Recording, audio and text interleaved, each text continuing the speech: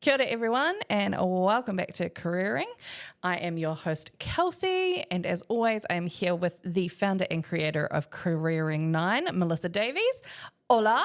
Kia ora. Kia ora, kia ora. How are you this week? Rocking it. Rocking it? Yeah. Oh, just vibing. Yeah. Change of seasons, change of vibe. Changing everything. Yeah. Love it. Okay. What are you obsessed with this week? That I would like to borrow people's dogs, actually. I wondered what you were going to say. Like what you were going to borrow. Borrow people's husbands. No, I'm kidding. Whoa. Okay, actually that came up and not the context that I kind of made it sound like, but I was talking to a friend of mine about her husband's a really good dancer, and she's like, I'll lend him to you if you're going to functions. and so it was more the case of, you know, in a group of friends, like being a really good dancer for men in Aotearoa is not that common, right? It's not a skill set that they tend to perfect. No. A lot of guys do what I like to call the Southbridge shuffle. So or is it just like moving from leg left to leg? to right, to left to right, on repeat, changing pace, not always in time with the music, but that's about the level of sophistication with our dance moves. I do like a bit of a concert nod where nothing below the shoulders moves, just the head, and it just nods. Yeah. And they're usually clutching onto a beer for dear life. Yes. Yeah. I think at times I've been that person.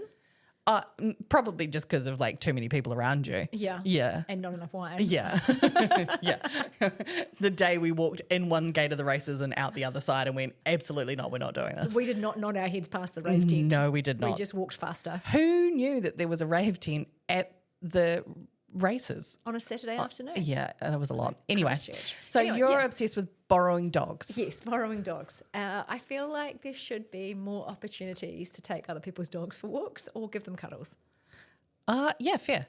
Someone should make an app for that. I have thought about this far too much. And I just keep thinking about the safety provision for the dog owner.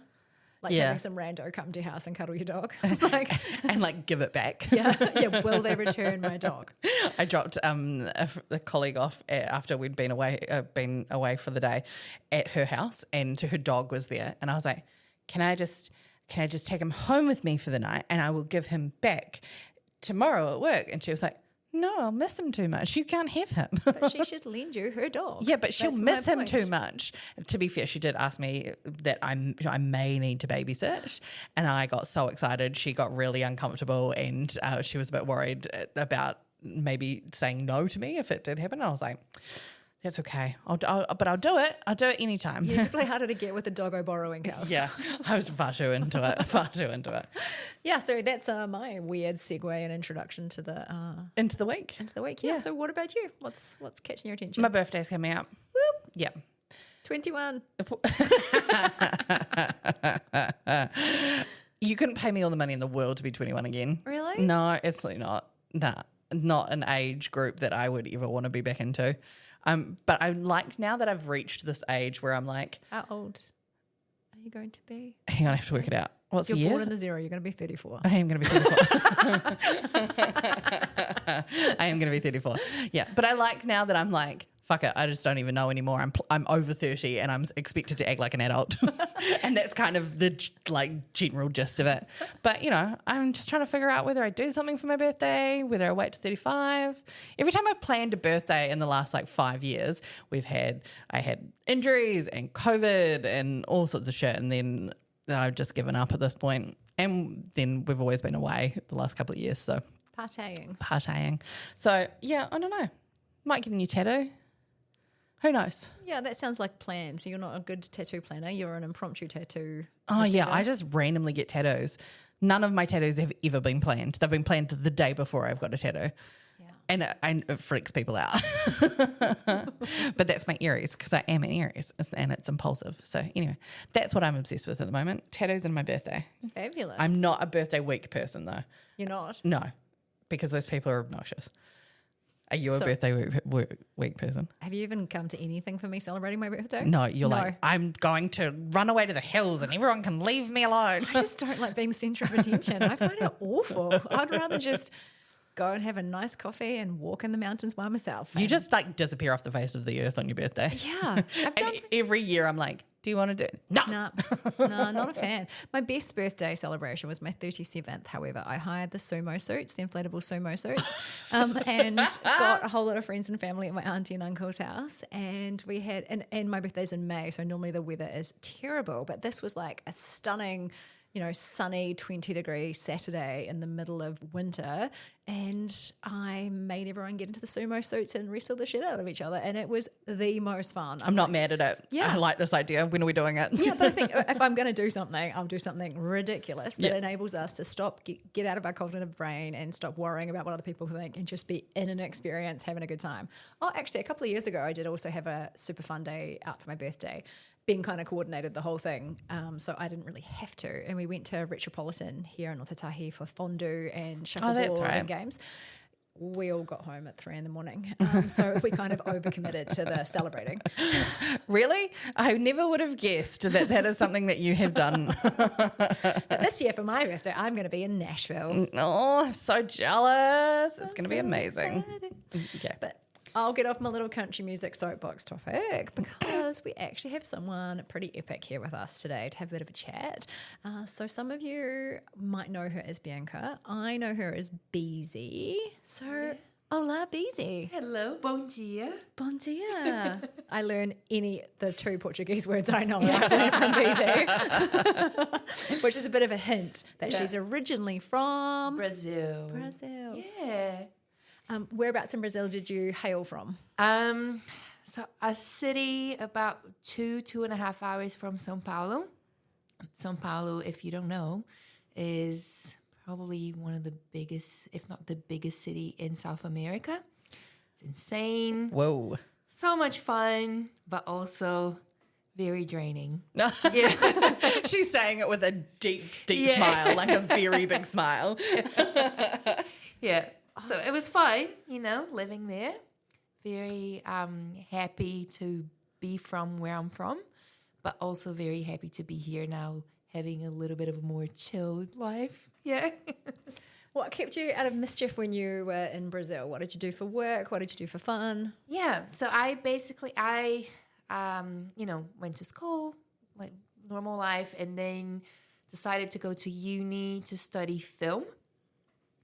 And didn't really know what I was doing. I thought I was going to have a normal schedule life. I would probably work in a studio. That's what I thought. I'm going to work in a studio. I'm going to start at 8 a.m. and I'm going to finish at 5 p.m. And, just do the traditional thing. Yeah, that's going to be my life, the 9 to 5. Yeah. And then turns out film life is not like that at all. It's very insane, and every day you're in a different place. You're filming different hours. Some days we would be filming 3 a.m. until 3 p.m. And then other days, like the next day, it would be 12 a.m. until 12 p.m. or, Oh, geez. Just, very difficult to keep up with. And I think there is too something that is, if you really enjoy what you're doing, that doesn't matter as much. And I think I just did not love it that much. I could feel the bad side of it more than the good side of it. Yeah, but I had friends who, love it and still do it and, wouldn't do anything else. What role were you doing while you were in it? Yeah, so I was a makeup artist. Oh my God, amazing. Yeah. I never thought that, was what I was going to do when I started film school.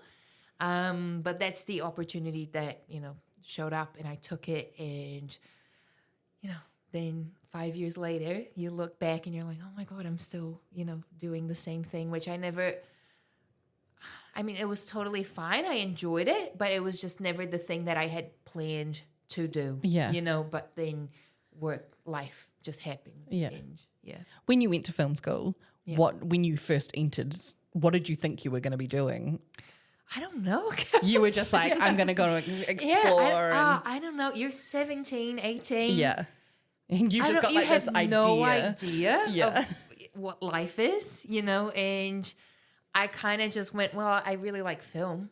You know, I like watching films. I'm gonna go that way. Turns out that's a very different thing to making them, you know? But, you know, I don't regret going to film school, but I wish maybe when I was 17, 18, I wish I had talked to more people who were actually working in the industry before jumping in, you know? To get a bit more of a realistic understanding. Yeah, right? I feel like that's something I should have done, you know? Yeah. How did you build makeup artistry skills? How did you go from kind of film school to 5 years as a makeup artist? Yeah. So I, in film school, one of the things that I started enjoying the most was the art direction side of things, or I think Americans call it production design, but then depending on, you know. So that started really appealing to me. And I was like, okay, if I'm going to be a production designer and art director, I need to understand everything that makes that. So I need to know a little bit of how to build a set, or colors, or, you know, so I started studying all of those things, costume design. And then one of the things that I did was a workshop on makeup, because I wanted to be an art director, and that was part of the skill set that I needed to have if I wanted to be an art director. So I took this workshop, and the lady who was teaching it had an opportunity to work in this very big film in Brazil, like with like stars and, you know, people that everyone knows. And, you know, it was just a really good opportunity. And I was just like, look, if you need anyone, I'm here. Just, you know, and she was like, yeah, cool. When can you start? Or, you know, it was just really, I don't know. You were just brave enough to ask, and she was like, yeah. Sure. Yeah. I love it. I had done the workshop, but that was the extent of makeup skills that I had. You know, obviously I would be working in it as more like a makeup intern, or, you know. Yeah. And I knew nothing about what I was doing, but I just, you know, raised my hand and and was then it went fun? for it. It was really fun, but also from that first job, I could see what was waiting for me, you know, in terms of, it's a complicated industry, you know. It can be very disrespectful, and I feel like a lot of it is a lot to do with advertising as well, you know, like working until 3 a.m. because someone needs the, you know, like it's I don't know, like you're a doctor or something, and it's just a film that you're making. No one's gonna die. Yeah. And but I enjoyed it, that first, you know, professional experience, but I could see the signs, you know, that I wasn't always going to love that. How did you make the decision to exit out of the film industry? Well, it just got too much, you know, and I think I kind of tried for a while to, like I did a bunch of interviews, like I interviewed for Samsung, you know, like most corporate job ever, which I don't think I would have been right for, looking back.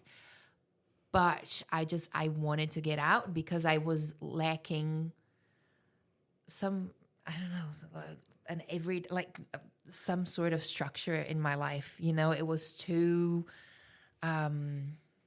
loose. You know, everything could happen on any day, and people just call, oh, can you make this set tomorrow at this time? Now you're going to go into this project that lasts 3 months in the north of Brazil. No, you're not going to see your family because you only have 1 day off a week. And, you know, it was too much, and I didn't feel respected as a human, you know? So I was like, okay, I got to do something else. And then that's when I decided to come to New Zealand, and was just very open to whatever opportunities, you know, arise. And I was, And so talk to us about where you landed then when you came to New Zealand in terms of career and city and... Yeah, so my plan, I arrived in Christchurch because I have a friend living here. I had a friend living here. And she welcomed me, which was really nice to have, you know, when you're moving to the other side of the world. But then my plan was not to stay in Christchurch. I was like, oh, no, Christchurch is probably too boring, too small. I'm going to go to Auckland or Wellington. That's way more fun. And then turns out Christchurch is pretty cool. Like I really enjoy the city, and I have a good life here. And then I started working for a production company. So like didn't quite get out Didn't of quite the industry. get out, yeah. But then I never did makeup again, pretty much. Okay, a cool. few times, yeah, but not makeup. And I think what was different, so I haven't really left the film industry, but the type of work that we do here now is very different to what I was doing before. And I think the work that I do here now allows me to have a more balanced life than what I used to have, you know. But you've got an unbalanced boss, right? A very unbalanced boss. Not just bosses and co-workers. Yeah. You have a very fun culture. Yeah. Unbalanced in the best way. In the best Yeah. way. That was not- Yeah, exactly. Yeah. So I feel like it's just the right amount of, you know, like I couldn't have worked at Samsung for too long, for example, but I couldn't have done film industry for too long either. So I feel like where I'm at now is just the, you know, a good mix of everything. So what role did you pivot into here in New Zealand? Okay. As you know, Kelsey, a lot of businesses in New Zealand are a lot smaller than what we're usually used to. And I didn't quite have one role. It was kind of doing everything, whatever is needed, just be there for us, you know. And it involved carrying equipment from A to B to doing research on something that I had no idea how it worked. Or up until now, when we do things with Liz, for example, and she will say, oh, the value proposition... Value proposition canvas. Canvas, yeah. So I go and I do my research. Okay, I got to learn how to do this thing now, you know? And I really enjoy that. I linked that in the... Yeah, I saw that. It's like, just for you. It's on my watch later list. Yeah. Love it. Yeah. So I didn't really have one role. And even up until now, my role is social and account lead, because that's what I do most. I think most of the time. But I mean, if we go on a shoot and I need to carry stuff, I'm still happy to do it, and it's going to be fun. Yeah. You know, and just being open and present whenever you're needed, you know? And enjoying the work-life balance of it all. Yes. Yeah. Very much so. Yeah. Amazing. And you're often seen hooning around town on your bike, and so part of the lifestyle suits you is the outdoor space. You've sort of mentioned before that you like the accessibility of Christchurch. Yeah. I think, I don't know, I was never, I was always big city, big, you know, buildings. Like, surely the population of Sao Paulo is bigger than the whole of New Zealand, right? Yes. Yeah. Like, I don't know, 10 times? Yeah. Yeah, it's crazy. Yeah. And then previously I also spent some time in the US, also in big cities. So I never saw myself as an outdoors person. But then when moving to New Zealand, I was like, oh, hold on. There's this whole other life that I could be living, which is, you know, going to the mountains for the weekend. You know, that's, I don't know, it was never part of my life before. Yeah. But it's amazing the peace it brings. It's, you know, the difference it makes. So I think, lots to learn still in New Zealand. Yeah. BC's a fellow Taurian, the earth sign vibes. Oh, Yes. that makes I sense. Loves a bit of nature. Loves a good tree. Yes. Hug the trees. Yeah. Yep. Good. Yeah. What I find interesting, Beezy, too, is you say that you've got really good work-life balance now, but I also know that you're outside of your day job, you have some side projects, like you craft jewellery, you have some financial... How would you describe your side hustles? I'll let you use so your language. that's I think another thing that New Zealand or changing careers has allowed me to do, because, you know, working 12 hours a day, one day off a week, that one day off that I had, I used to clean my house, you know, so it was like no time for anything else. And even when you go out after work for drinks and stuff, it's with work people, you know? So it's like consumes your entire life. Exactly. Yeah. My life was, I don't know, 90% work.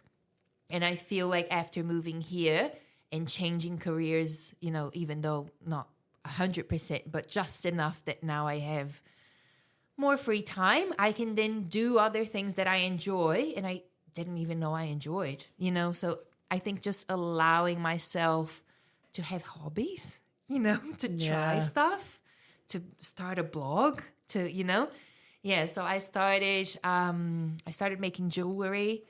I started a personal finance blog, which I really enjoyed doing as well. And then I also started a YouTube channel about life in New Zealand, plus other things that, you know, I didn't actually make into a side hustle. But yeah, they're just fun to do. And I have so many questions about the personal finance side of Yeah. things. How did you get into that? Like makeup artistry and then going into that. I'm like, where did the finance of it all come from? Yeah, it's really weird. But I think we all have random things in us that, you know, apparently don't make any sense and don't connect at all. But I think it's good to allow that to exist. You know, how did you find it? I don't know. I think I was just very into listening to podcasts and like I've always been, I think maybe that's a Taurus thing too. Like we're very, I don't want to say tight with money, but tight with money. Good with money. Good with money. Yeah. That's much nicer. Yeah. And then it was just something I've always been very worried about. So my retirement, you know, like how am I going to retire? You know, that's something that's always been, I don't know, a concern of mine. Because hang on, so retirement for you, 30, 40 years away at this point as well, right? Yeah. Okay, cool. So you got, good. Yep. Yeah. Just trying to gauge an age. I got to be honest, Kelsey. I think one of the things that draw me into the personal finance thing was that, do you know the FIRE movement? That it was like the Fire Festival. Fire Festival. No, not Fire I Festival. was like, what? No. Billy Dunn is not someone to follow. Yeah. I forget what it stands for, but it's like for you to be able to retire early. Ah. Yeah. So it's Come up with some what's an acronym? FIRE. Yeah. What could it be? Finance intelligence. I'm waiting for Real estate. real estate. No, that's not it. Financial independence. Really excellent. It is financial independence. Retire early. Yes, I was so close. Good job. Yeah. To be fair, I thought she was going to come up with like fucking idiots. My brain started there and then I went, no, we've got a guest. I can't do that. Oh, yeah. Absolutely can. You I'm trying to absolutely behave can. myself more. No, you can. Yeah, so this FIRE thing, I think because I was so fed up with my work Yeah. and the possibility that, hold on, if you invest money, you might be able to retire early and then do whatever the fuck you want with your life. That was, you know, very appealing to me. I suppose the film industry is notorious for like you have a whole lot of work and then you've got nothing as well. Yeah. And so like that uncertainty with money, I can imagine played a part. Yeah, that's true. Definitely. But I think also what happens, that happens usually when you're more starting to work in the film industry. Eventually it starts you're so busy. You're very busy all of the time, and then you don't want to say no just in case it disappears. What if it disappears? Yeah. And then you just 3 years without a holiday. Yeah, you know, especially with like all the SAG and strikes last year, and fair. It's quite some. No, sorry, that's another thing too. I thought Brazil was kind of the exception there. Oh no, it's just because it's Brazil and our film industry is not that developed. So that's probably why we're not respected as humans. And then you see strikes happening all over the world because people, it's a complicated industry. Yeah.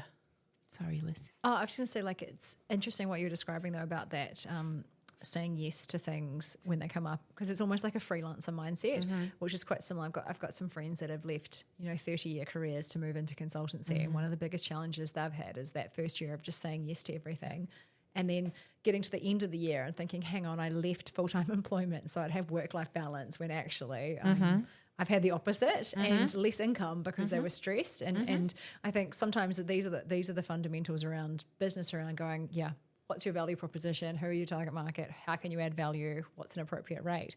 Whereas in the film industry, there's kind of a global understanding of what rates are. So you've got a little less freedom to negotiate what your worth is. So you do kind of feel that pressure to say yes to, but especially big projects that have credibility. Yeah. And so I worked in, very big things like HBO, Netflix, all of those. And what I saw myself thinking about at one stage was like, okay, I'm already working at the big industry that should respect me as because if you're doing like a friend's school film, you kind of expect that you're not going to have a proper toilet every day. You're going to get a bottle of wine as payment. Yeah. But then when that happens in big productions, you go, hold on. Yeah. I should be able to have access to water. This is a workplace. On set, it's a workplace. Yeah. I should have a proper toilet. I should, and because of the locations we film on also, sometimes that's. But you also know that the stars of that show are getting that treatment. Exactly. So why would the people working on it not get that? Yeah, exactly. I get what you mean. Yeah. So, How are some of those, like the things you loved about being in the film industry? Obviously now you're working in video and content production. What are some of the good things about the industry that you still get to do? Yeah, I think the main thing that I used to love and I still love is the fact that we're filming something different every day, or we're not always filming, which is something I love, but we're always working with a different industry every day. So if we're developing a brand, doing something agriculture, I know nothing about that. And I love the opportunity of going there and, okay, now I know more about how, cows graze. Yeah. How cows work. How cows work. Fair. I would have said exactly the same thing, don't worry. I know so much more now. But, like having access to a lot of stuff that you wouldn't usually have in a normal job. Yeah. I feel like that's really cool. I have to ask though, I have to come back to the side hustles because I've just got many questions. The YouTube channel. Yeah. So do you still run it now? Has that sort of been part of the work-life balance and working in a production company? You were like, of course I'll have a YouTube channel. Yeah. Okay. So that's when so going back to the side hustles, what started to happen is, so I opened myself, allowed everything to happen. Okay, I'm going to do earrings. I'm going to do, and then it started getting too much, as you would expect. So I kind of had to make a decision, like what do I cut? And well, the YouTube was going pretty well, starting to give me some financial return. So I was like, okay, I'm going to stick to the YouTube and stop doing the jewellery and personal finance blog. And it hurt, you know, you're having to say, oh no, I'm no longer going to be doing this, but it made sense. And now I get to dedicate more time to the YouTube channel, which has been very fun to do. Really, really cool. And I feel like, yes, it's more work that I have to do outside of work hours, but it doesn't feel like work as much because it's something you really enjoy doing and it's more of a passion project of yours. So it doesn't have the same weight, I think. Amazing. If people want to find you on YouTube, how do they find you? Bianca, Bianca. And then my last name, it's a little bit complicated. We'll link it in the show notes. I always spell it China, like the country, China, and then Glia all together. So Chinaglia. It's a beautiful last name. Yeah. You have a very beautiful name. In Italian, it should be Chinaglia. Yeah. But if I say that, no one, they'll just look at me. Our Christchurch sensibilities ain't keeping up. Yeah, okay, fair. Chinaglia is fine. And are any of your videos in English or are they all in Portuguese? No. And that's something I think about. Should I be trying to do more of it? Actually, I do have a few with guests talking about the New Zealand accent mostly. Because that's something that's like very different to, I think, the world. Yeah. Not just Brazilians. We had this really funny moment where at the end of last year, Buzzsprout and Spotify give you their sort of a wrapped view of your downloads of your podcast. And Gals was like, why have we got so many people from Brazil listening? And I was like, oh, that was busy. Because she was trying to help people learn the New Zealand accent because it's so different. And we asked so many questions unintentionally. Yes, our intonation is very weird. And we speak super fast. And we're just so Americanized in Brazil. The influence of the States is ridiculous, and I think once you move here, you realize that too. Like I never stopped to think about that. And then when I moved here, I was like, oh my God, we're so American in Brazil. Interesting. Yeah. And I mean, because of my accent, a lot of people think that I'm either Canadian or American, but it's just the English that we learn is the American English. Interesting. Yeah. So it's really weird for us when we move here and it's not as broad as Americans are. It gets really scary for us. And so your YouTube channel, so it's all in Portuguese. Yeah. Mostly in Portuguese. Yeah. What's the size of your audience? So mainly in Brazil, or are you sort of more or full South America? Like what are we talking? No, mostly Brazil. I do get a few viewers from Portugal as well, which I thought was really cool. I did not expect that at all. It's just so cool. I had 2 listeners from Portugal who hit me up and said, look, we're in Christchurch. We would love to meet you. We brought you something from Portugal. Oh, cute. I know. And then we went out, got some coffee, ice cream, and they gave me this beautiful mug with B on it. Oh, that was just so thoughtful and so and I thought that was so cool. Like I didn't even know people from Portugal were listening or watching the videos. And it's just, that makes it not feel like work. Yeah. Amazing. So the work-life balance is still there, even though I'm working hard. Working a lot. Yeah. It's so cute. We will take gifts from any listeners, just letting you know. Edible and drinkable gifts. Gladly preferred. Great. In terms of like leaving everything you knew for certain, so you leave Brazil, you leave the film industry, you head on down to little old New Zealand. What are some of the things that helped you overcome any potential fears that you had in terms of making such a big life change? Can I be very honest? Please. I think ignorance. Because how old were you when you moved down here? 29. I just turned 29. I think ignorance, really, because I don't think if someone had told me you're going to move there for the next 4 years at least, 5 years, maybe I wouldn't have done it. Yeah. But because I thought it was a temporary thing I was just doing to clear my head and, think different thoughts. And we captured you. Yeah, exactly. And then New Zealand goes, do you want to stay? We'll keep you. Yeah. And I was like, yeah, well, cool. I like you too, New Zealand. Yeah. So, yeah. And so you moved with your partner as well, right? No, I met him here. Oh, did you? Yeah. I moved alone. Yeah. Oh. But I had friends living here. That made it easier. Yeah. Yeah. Because if it was just, See, he's Brazilian too, though, right? Yeah. But we met here. That's so cute. It's crazy. I just Yeah. I loved that you were like, hang on a second. Oh, yeah. I'm You're like, I need both to from the same place. Yeah, because I'm like, I need to rewrite the story in my head that I made up about you and him. Because I was certain that you'd move together. That being said, though, we're from very different places in Brazil, and Brazil's so big that it makes a difference, where you're from. Still, though, you came to the other side of the world and met him in New Zealand. Did you meet him in Christchurch? Yeah. Oh, yeah. This tiny little city at the arse end of nowhere. Yeah. And on my 3rd day here. Third day? Yeah. Okay. Yeah. How did you meet him? Hold on. We didn't actually start dating on my 3rd day here.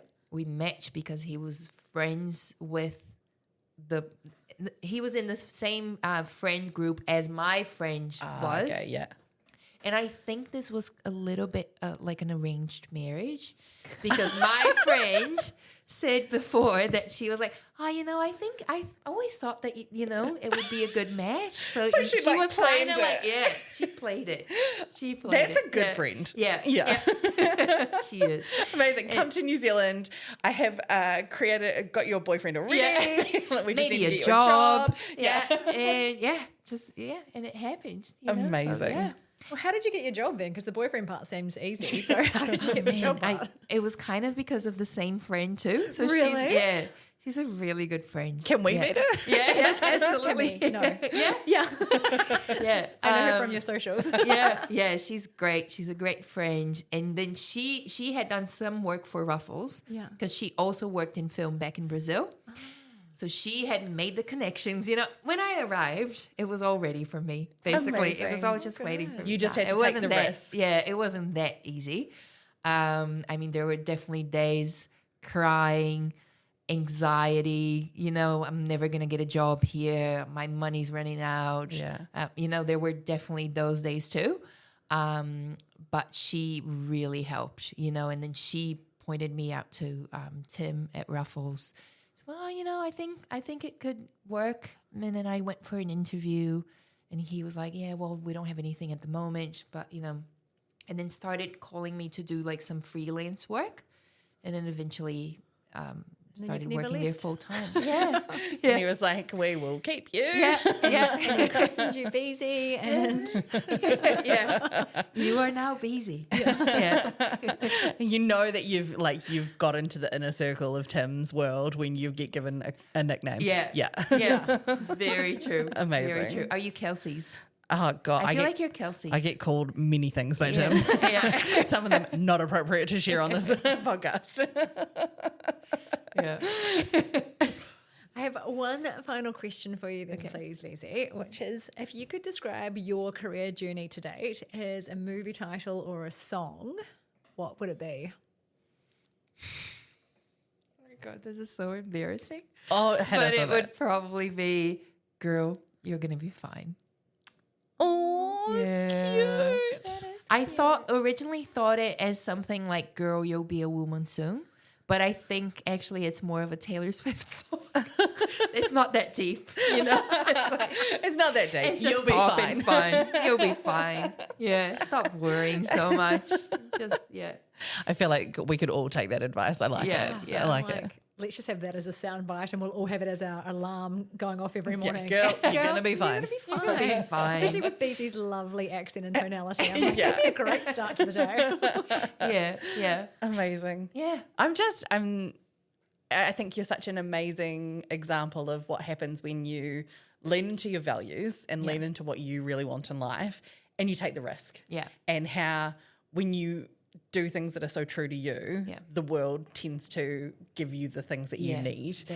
And you're just wonderful and we love you. I mean, it's hard to do that,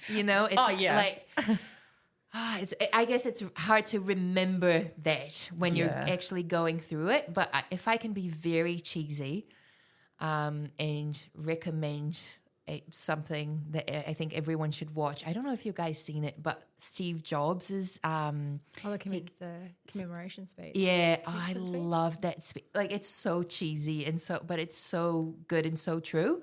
He talks about believing that the dots will connect down the road or something like that. It's you can only join the dots looking backwards. Exactly. Yeah, I love that speech too. I love that speech, and I think it made sense to me it has been making sense to me for so long, and it's kind of that side hustle thing too, it's personal finance, it's jewelry, it's a YouTube channel, and so random. Yeah. But I think if you just allow those things to happen and then believing that everything that you're learning is always going to help you somehow. Yeah. I think that is the main thing to remember. I love it. Can be very cheesy. No, that's good. We love a good cheesy moment. Yeah. Love it. I also love cheese. And I was reading something the other day where they were talking about how we live in a world now that if we can't do the thing perfect or make lots of money from it, we often don't do it. Yeah. And about how to live a fun life and to live a good life is to create. just To create play, and to play, yeah. And I love that. That's such an amazing example to everyone. It's really easy to fall into that hole of, if it doesn't make money, I don't want to do it. I'm not going to spend my time doing this.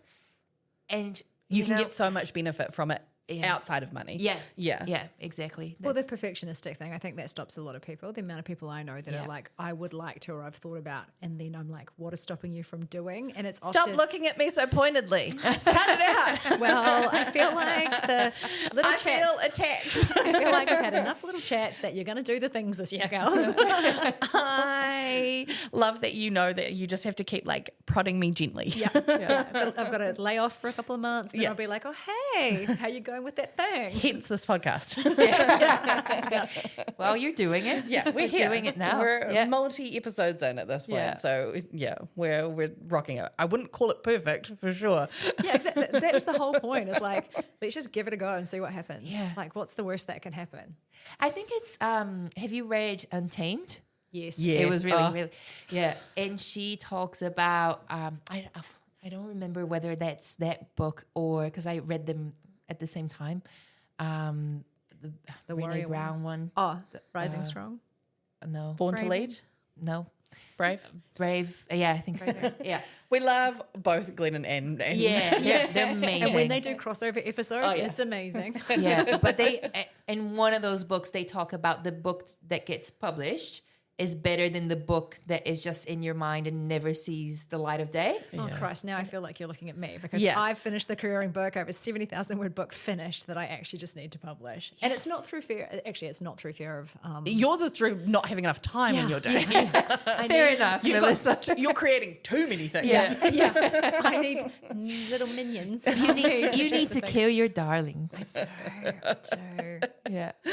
That's all right. I think that's the other thing is that we've got, whilst it doesn't feel like it, you have time and you can, as long as you are working on the things that you are passionate and you love, and whether that is good for your soul or good for your wallet, both of those things are valid. And I love your story because it shows both of those things. And we just love you, Beezy. Oh, do love I you, love you too. Beezy also loves cats. And Yes. So, Very much so. yeah. Send me cats. Everyone will just be like, look at my cat. That would make Beezy very happy. It really would. Amazing. Yeah. All right. Well, as always, everyone, we are so glad to have you listening with us today. We would really like to thank you, Beezy, for being on the podcast. Thank you so much for having me. Oh. This is so exciting. How did we say goodbye in Portuguese? Ciao. Oh, ciao. Ciao. Ciao, ciao. Kels and I sounded like little chihuahuas. Yeah. Ciao, ciao, ciao. I think that's just the Kiwi accent. Yeah. Ciao. Oh, Ciao. that was quite deep. I liked that. I was channeling my moments in Italy where I was like, I could live here. These are my people. Mainly because they drink coffee and was gonna men say- are really flattering. Yeah. I was going to say, is it because of the hot men? Definitely. They dress really well They there. do. Yeah.